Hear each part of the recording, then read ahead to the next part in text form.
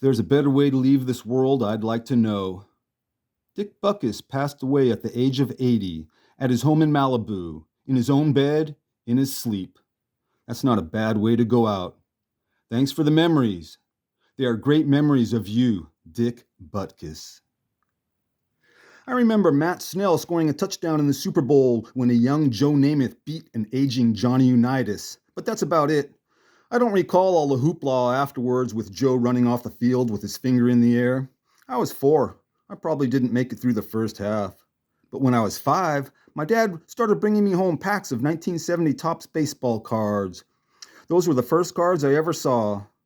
On Sundays, me and my dad would go to the donut shop and I would get a glazed donut and a pack of baseball cards.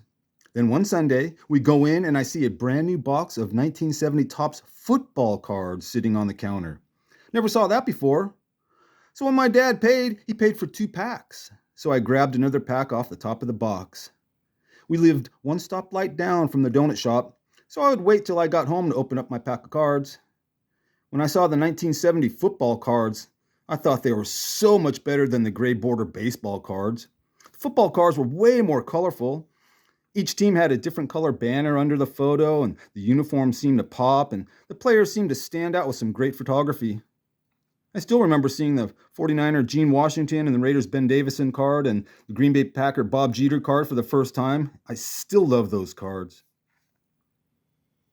I have 2 distinct memories of my 2 favorite football players, both at the end of their careers, and they are not good images. I'll always remember watching an old Johnny Unitas trotting onto the field in his last Super Bowl. The other is seeing Dick Butkus hobble off the field on bad knees with his head down. Even as a 9-year-old kid, I knew that didn't look right. I had just lost my favorite running back the season before because of bad knees. And now my dad is telling me Dick Butkus is done. Just like when he told me it was over for Gale Sayers.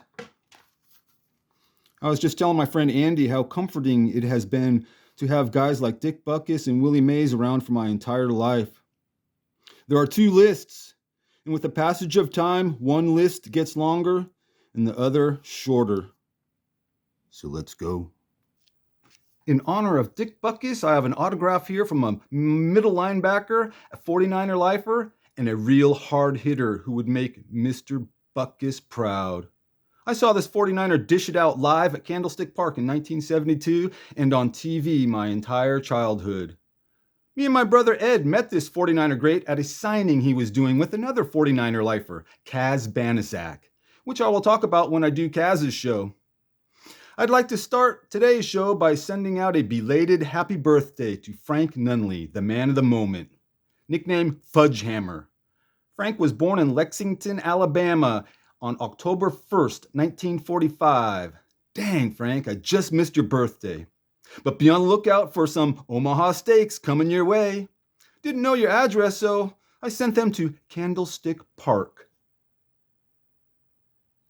Frank Nunley went to high school and college in Michigan and was on the Wolverines' 1965 victorious Rose Bowl team and would be selected AP first-team linebacker on their 1966 All-Big Ten Conference team and is in the Michigan Hall of Athletic Honor.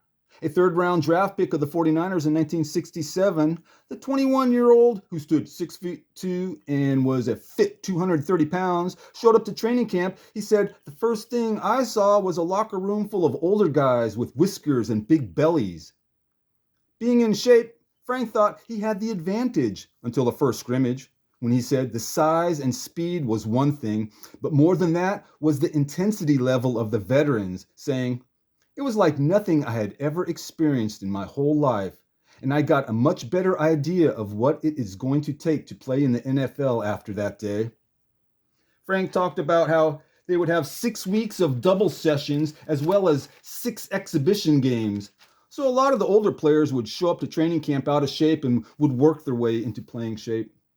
He remembers one time early on in his rookie training camp, he walked up to longtime 49er veterans Matt Hazeltine and his buddy John Brodie, both local college legends, and proceeded to tell the vets how he had been watching them for years. They both said, "Get the hell out of here, rookie." When linebacker Matt Hazeltine went down with an injury, Frank Nunley stepped up and got some respect from the veterans by picking off a Johnny Unitas pass in Frank's first NFL games. With 4.7 speed in the 40 and his ability to read the offenses, he would become the 49ers starting middle linebacker in 1969, running Niners coach Dick Nolans' flex defense with great effectiveness, taking them to back-to-back playoffs and their first ever NFC championship game. Between 1967 and 1976, Frank played in 137 games with 14 interceptions, tying him for the team record for linebackers, and is one of the 51 players who played 10 plus years with the 49ers, a member of the 10-year club. He would retire after tearing his ACL and said there wasn't a season where something didn't hurt. Yet, to this day, Frank lifts weights and carries his own golf bag.